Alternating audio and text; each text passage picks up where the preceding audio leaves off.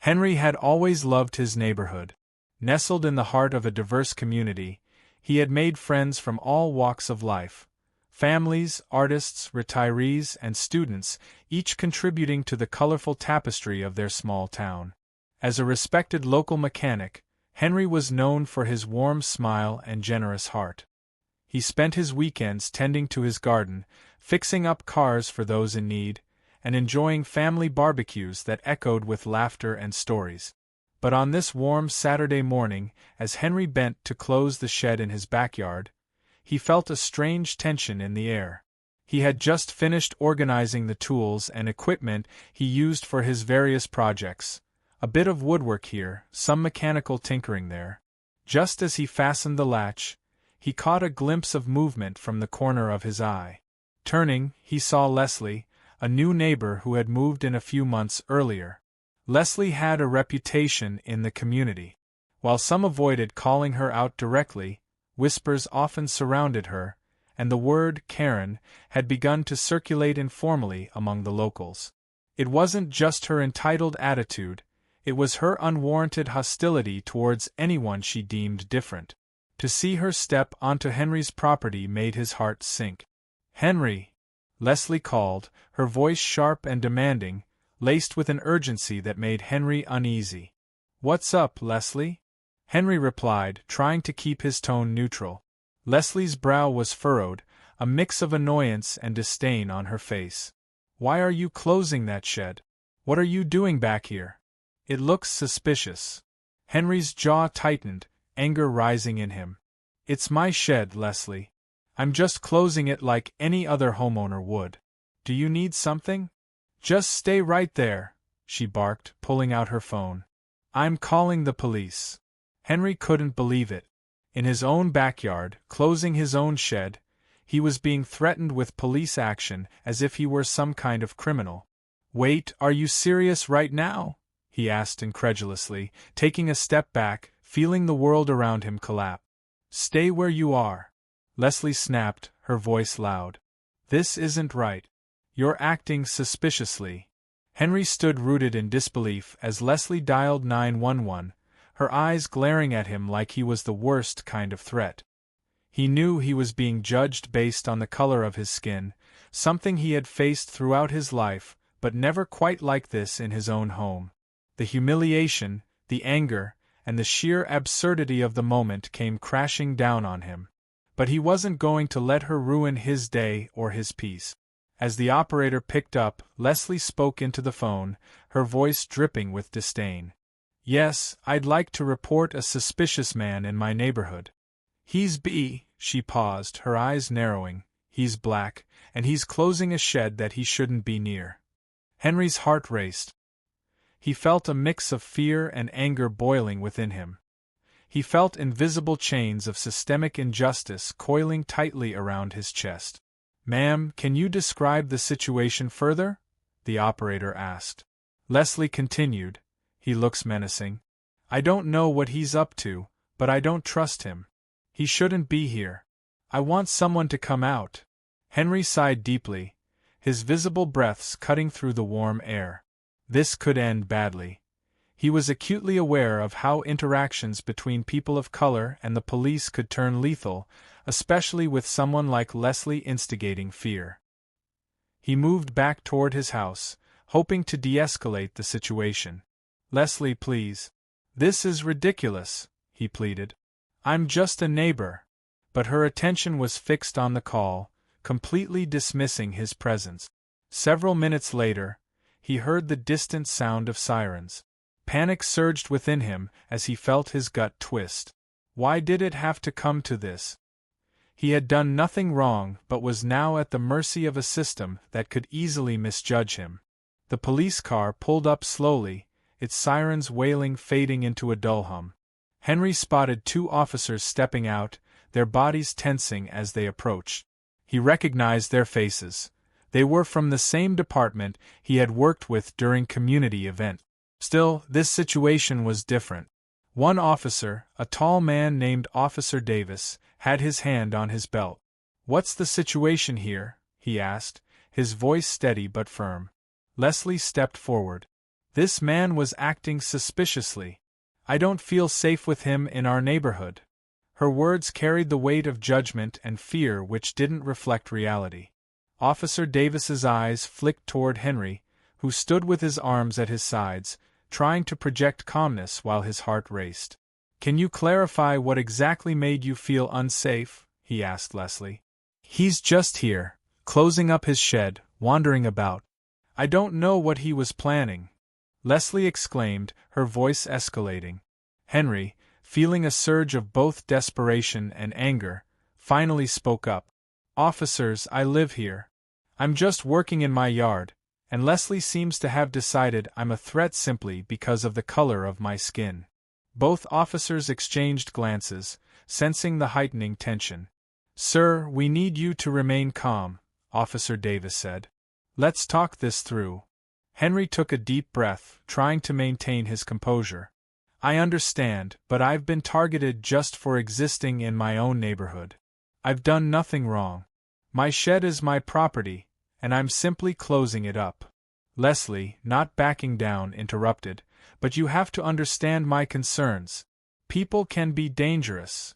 The officers took a step back, positioning themselves between Leslie and Henry. Officer Martinez spoke next, his demeanor shifting to more of an understanding tone.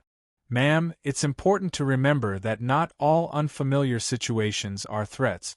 This is someone's home and personal space you are infringing upon." Leslie's bravado faltered slightly, but she quickly recovered. "But he could have been planning something. You can't just let him go." "That's not how it works," Officer Davis interjected calmly. "We cannot act on assumptions. You called us, and we're here to listen to both sides." Henry watched as Leslie's facade began to crack. "I just wanted to feel safe," she huffed, crossing her arms tightly. "The police are not here to protect your biases," Officer Martinez replied. "This man is not a criminal simply because of the color of his skin. We encourage community building, not fear." Henry's heart swelled with gratitude for the officers' calm resolve. They began asking him questions about his life, about the neighborhood, treating him as the respected member he was instead of a suspect.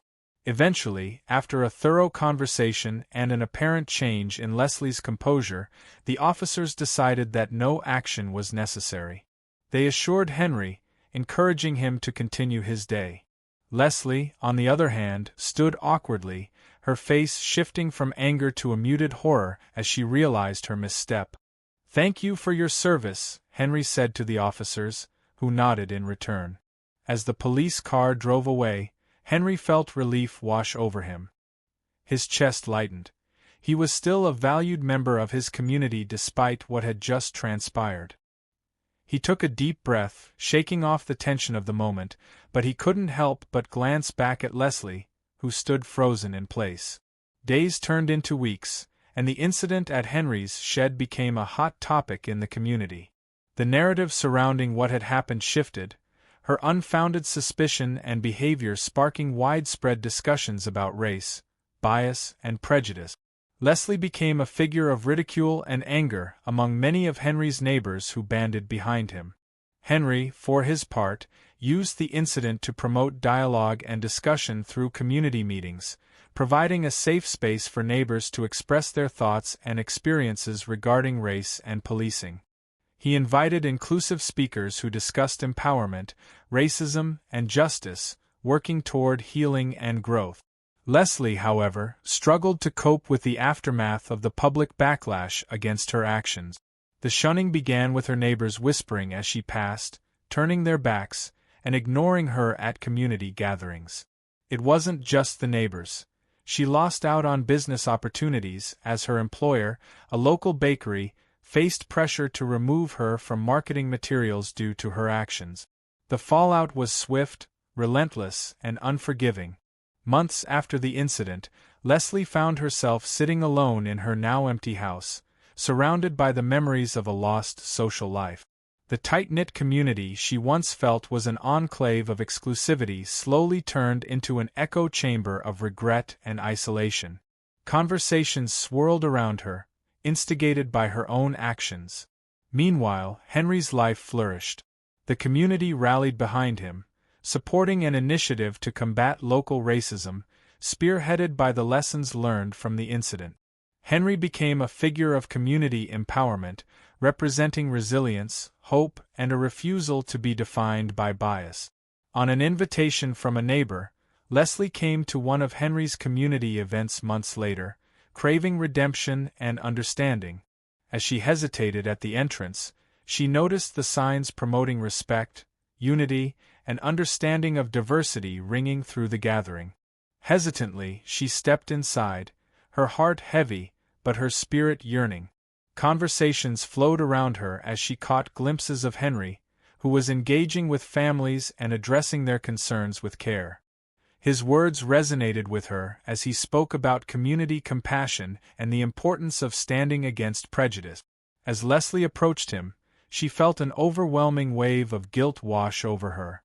"Henry, I want to apologize," she said, trembling slightly.